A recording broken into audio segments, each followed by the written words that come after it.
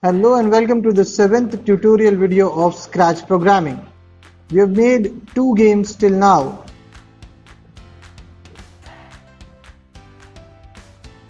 And today we will be making our third and final game of the course. It's called the Apple Catcher. Let's begin.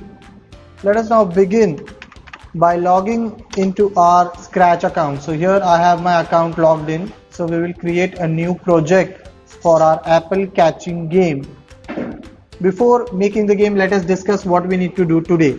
First thing that we need to do is selection of the sprites and backdrop, then moving the catcher across the stage, then making the apple to go to the top of the stage, then making the apple fall down, then making the catcher catch the apple, and at last we will keep a scoring as we catch the apple, and the last thing we'll test the game.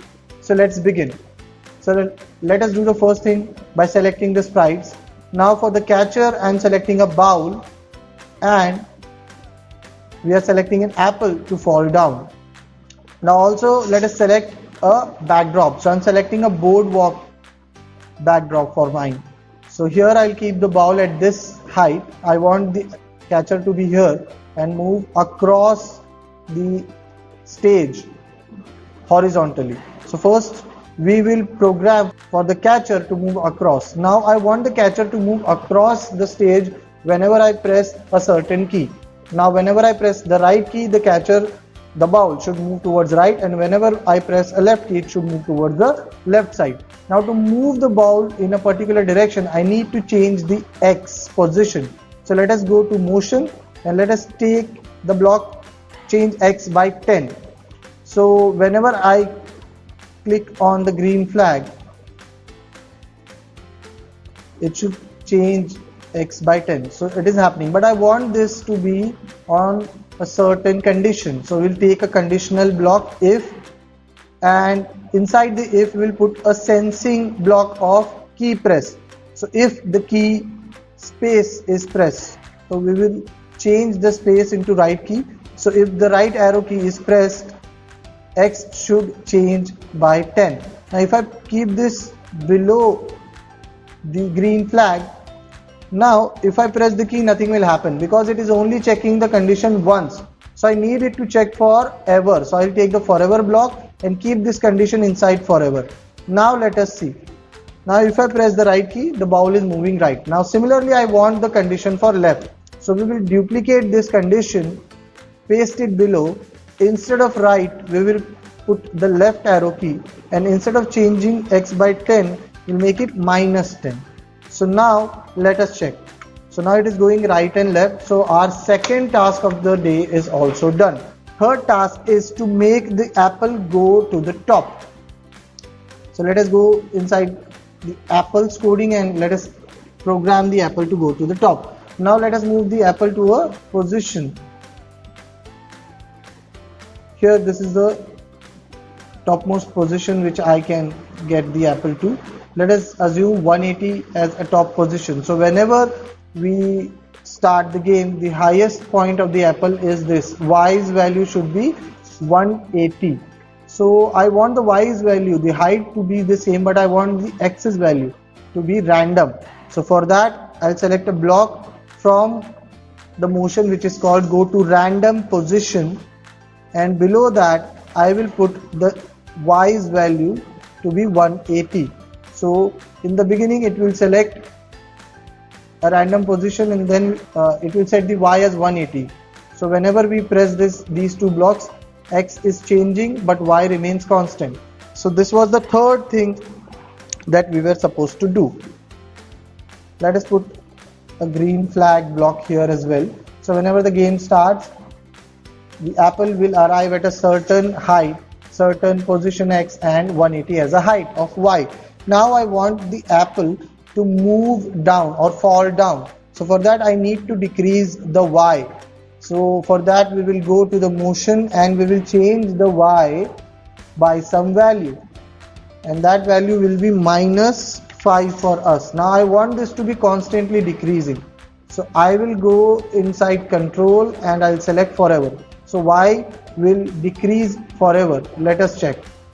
Now the apple is falling, but whenever it goes down, it remains there only.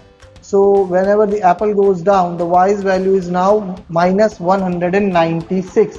So let us assume that when the y's value becomes minus 190, it means the apple has touched the lowest point of the stage. Now when the apple has touched the lowest point, we want the apple to go back again to the top position. So for that, we will again put an if condition here. Now here we have this if. Now we'll put the condition from the operators. We will take the lesser than block and we'll keep that inside if, and I'll make the value minus 190. Now when the y position is lesser than 190, the apple should go back to its original position. So we'll copy this and we'll keep that inside. Now let us put it here. So now the apple is going back. So that was the fourth thing that we need to do. And now let us try to catch these apples with the help of ball. Now it is not happening. Whenever the ball is touching the apple, nothing is happening. So let us make one more condition, as if. Now in this condition, I'll delete this second if's condition, and here whenever the apple is touching the bowl, it should go back to its original position. So I'll go to sensing, I'll take this touching block, I'll keep the bowl as the touching. So whenever the apple touches the bowl, it should go back to its original position. Now it is happening. See, the apple is going back. Now whenever the bowl catches an apple, we need to increase something. So that is our sixth thing that we need to do, that is scoring. So let us go to variable and create a variable called score, S-C-O-R-E, for our game, and we'll set the score to 0 whenever the game starts. And after that, whenever the ball catches the apple, the score should change by 1. So we'll change the score by 1. So that was the scoring point for us. So this is done. So that was the last thing of the game, to check the score, and I guess our game is completed. So let us have a proper test. Let us stop and then start it. Now one more thing that we can do is, I'll stop the game. I'll add a sound whenever the ball catches the apple. So I'll go to the sounds and I'll add this sound here. So now let us check the game again. That here it is. We have successfully made an apple catcher game for today. Hope you have enjoyed it. So students, that was the last game for our level 1 course of Scratch programming. Hope you have enjoyed it. So keep practicing. Try to make different sort of games with the techniques that we have learned, and we'll meet in the next course. Bye.